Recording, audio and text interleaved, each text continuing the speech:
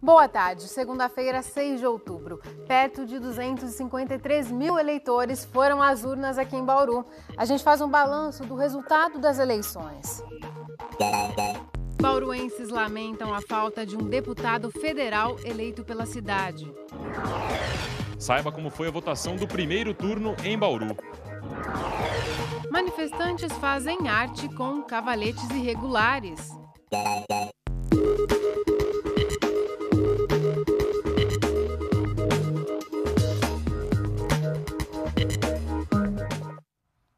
Perto de 142 milhões de brasileiros votaram neste domingo. A decisão para presidente ficou para o segundo turno. O estado de São Paulo já tem governador definido. Só aqui em Bauru, 253 mil pessoas foram às urnas. A cidade elegeu 2 deputados estaduais e nenhum federal. Nós vamos saber o que a população achou desses resultados. A candidata à reeleição, Dilma Rousseff, do PT, teve 41% dos votos válidos. Ela terá de enfrentar no segundo turno o candidato do PSDB, Aécio Neves, que obteve 33%. Aécio superou Marina Silva, do PSB, que aparecia na segunda colocação em várias pesquisas ao longo da disputa do primeiro turno. Mas Marina, de acordo com os votos consolidados, ficou com 21%. Já para o governo do estado, Geraldo Alckmin, do PSDB, foi reeleito com folga. Ele obteve 57% dos votos válidos, deixando Paulo Scaff, do PMDB, bem atrás com 21%. O candidato petista Alexandre Padilha fechou com 18% da preferência do eleitorado. Como Alckmin somou mais da metade dos votos válidos no estado, não haverá segundo turno para governador.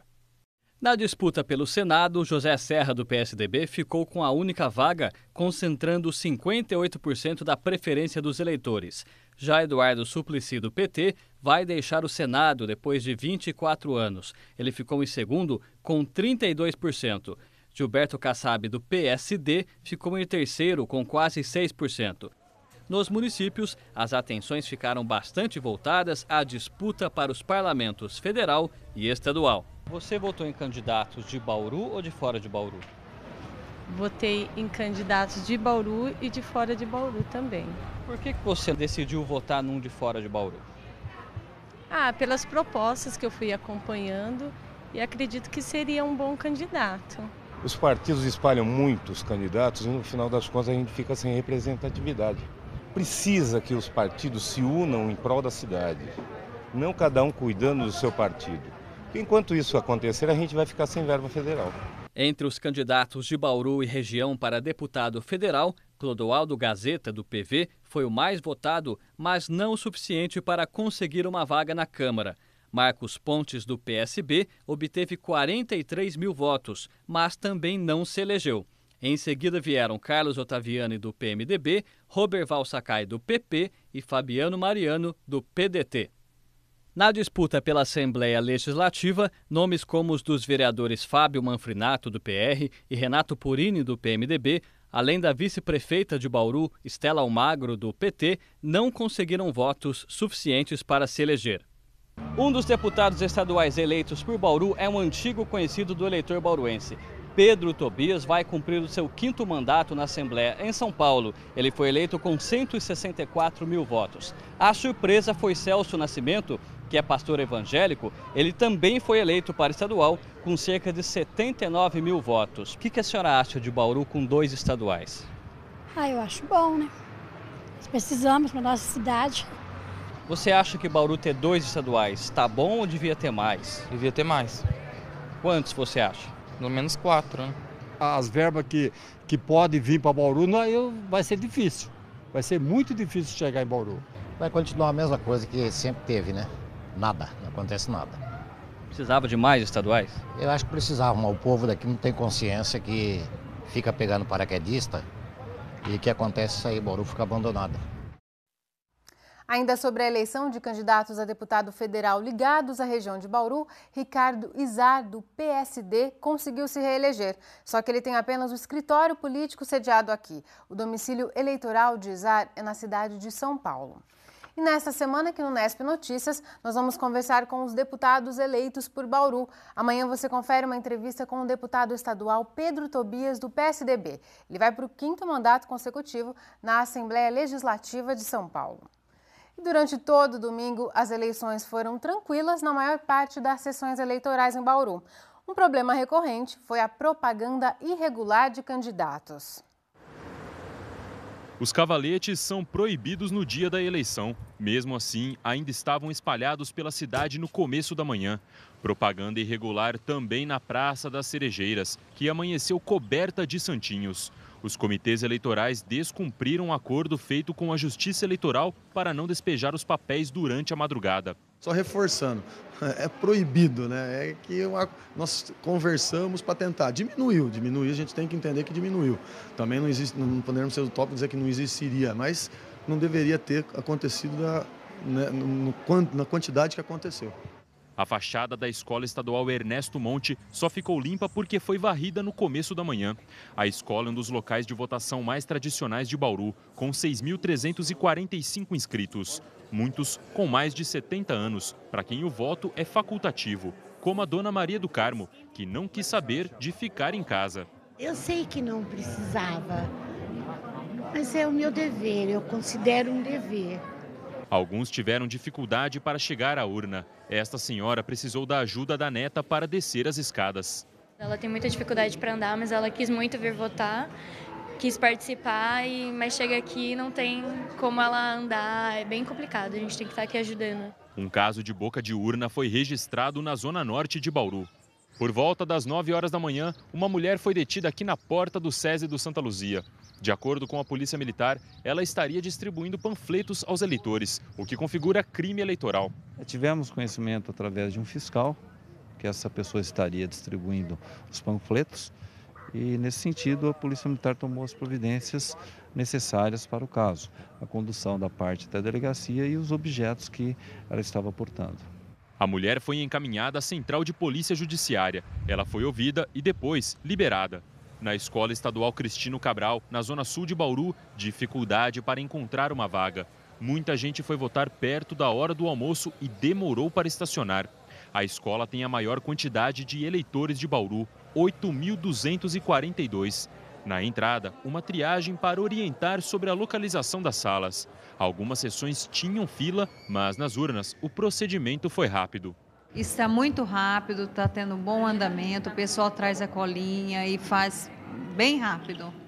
A escola também contou com um posto de justificativa. Cassiana não transferiu o título porque achou que estaria em São Manuel no primeiro turno.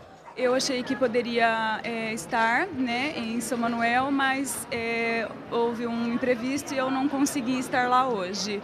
Mas nem todos que estavam fora da cidade onde votam tiveram que justificar. Até 2010, o voto em trânsito era realizado apenas nas capitais. Neste ano, passou a ser adotado nas cidades com mais de 200 mil eleitores. A pessoa escolhe o candidato à presidência. Os outros 4 votos são automaticamente justificados. Em Bauru, o posto foi montado na USP. Cerca de 600 eleitores se cadastraram no Tribunal Superior Eleitoral antecipadamente. Facilidade para quem sabia que estaria em Bauru no primeiro turno. Por que eu voto em trânsito e não justificar? Porque eu preferi, porque na verdade só para presidente, mas eu preferi porque eu acho que o meu voto vai fazer a mudança, sim. No fim da tarde, uma eleitora foi até a 23ª Zona Eleitoral reclamar. Os mesários da sessão supostamente teriam dito para ela anular o voto. Queria saber qual era o meu candidato, quebrando o sigilo, que é o que o voto é secreto.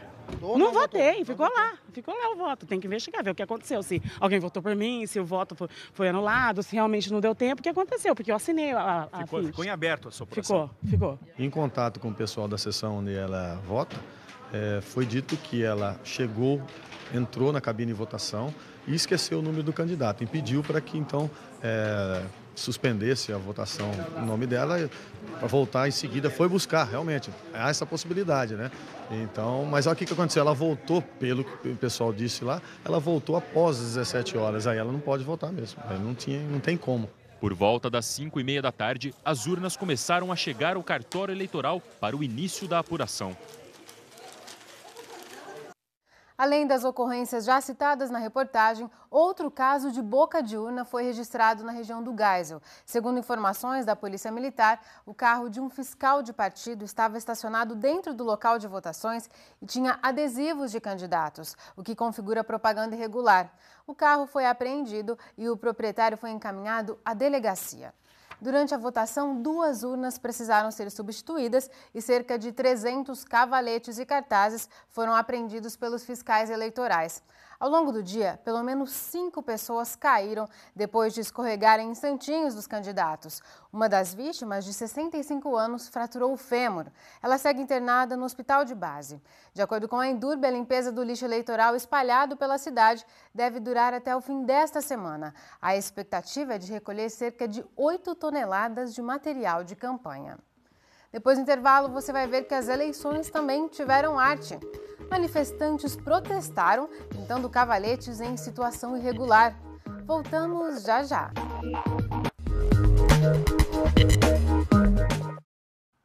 Começa hoje e vai até o dia 31 de outubro o período de cadastro para professores, alunos, servidores e técnicos administrativos da Unesp em Bauru que queiram fazer as refeições no restaurante universitário.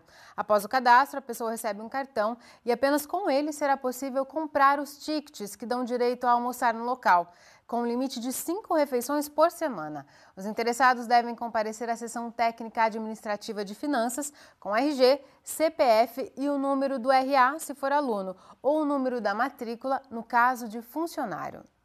A gente volta a falar das eleições. No fim de semana, manifestantes fizeram um protesto diferente contra a campanha eleitoral irregular.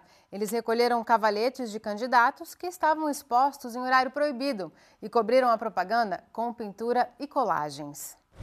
Pelo menos 40 cavaletes foram expostos na praça. Personagens dos quadrinhos, frases de protesto, vários rostos coloridos, cheios de expressão.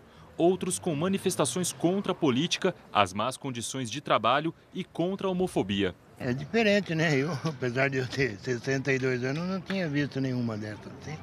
Mas legal, é bem, tem que expor mesmo.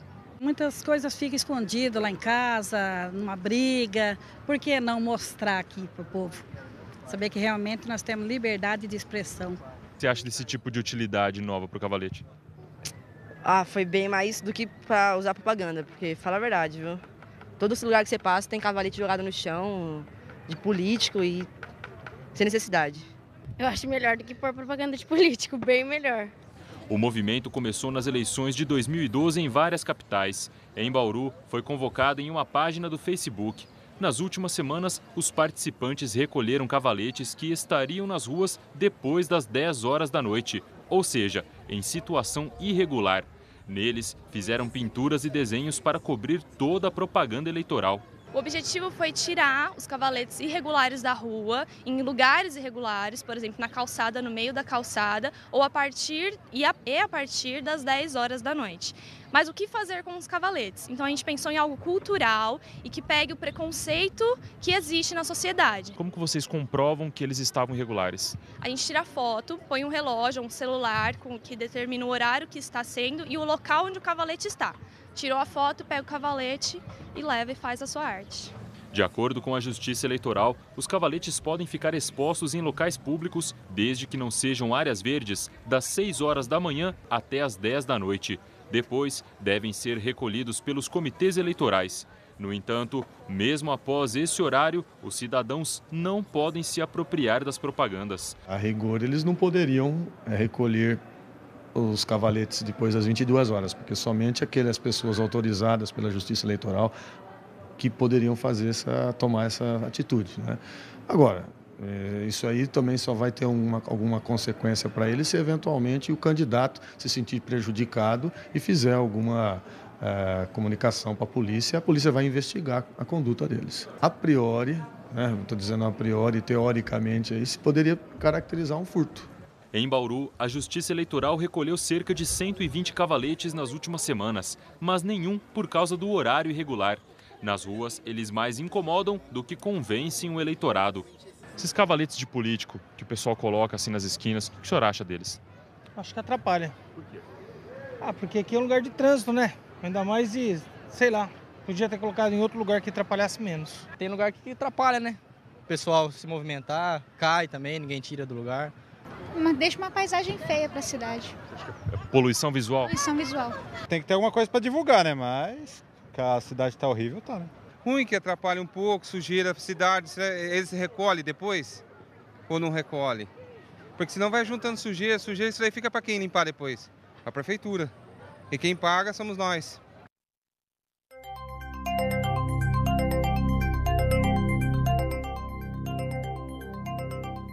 O tempo contribuiu com a votação. A gente já viu na última eleição que a combinação de chuva e santinhos espalhados pela rua pode ser muito perigosa. Mas este fim de semana foi de sol e deve continuar assim nos próximos dias. A segunda-feira é de tempo firme em todo o estado de São Paulo. Não há previsão de chuvas para os próximos dias.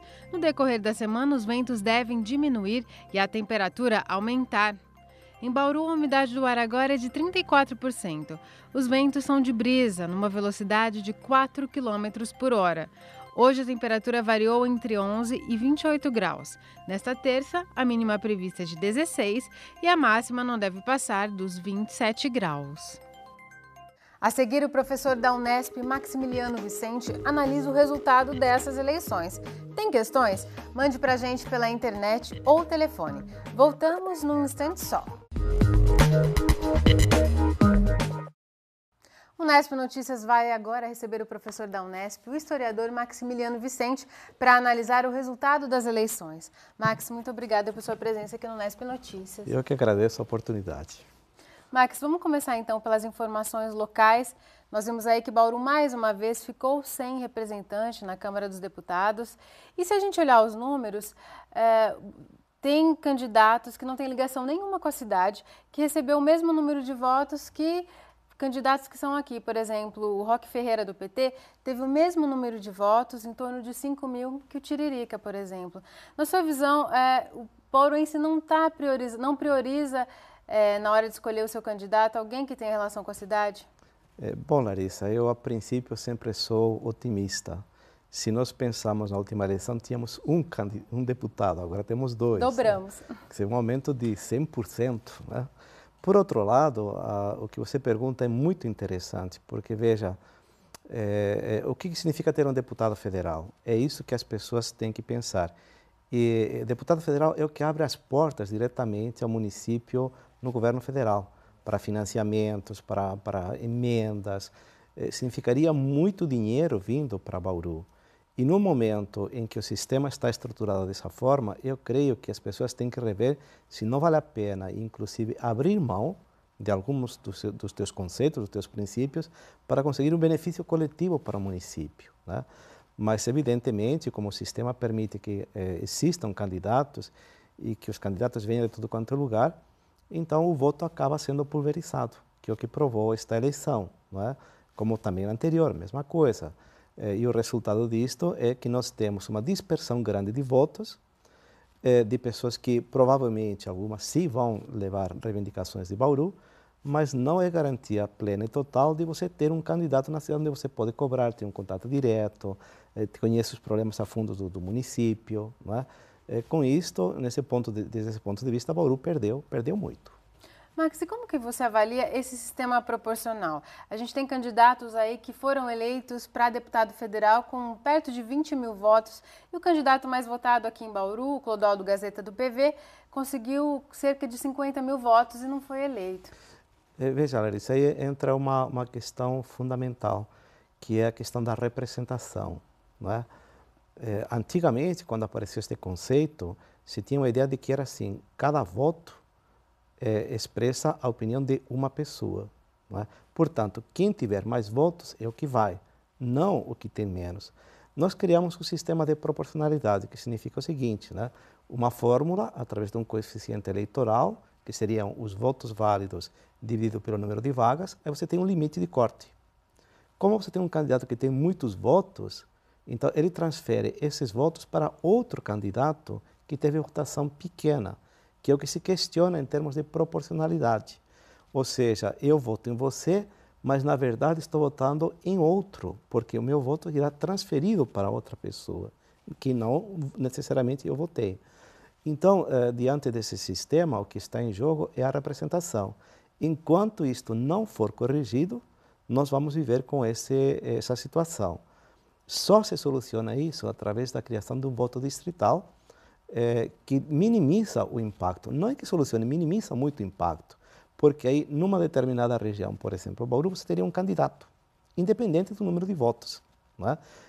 Você não permitiria que candidatos de outras regiões viessem para a tua para pedir votos, porque teria que estar fixado, ter um município como sede de eleição, de moradia, enfim, de residência, tudo mais. Não é?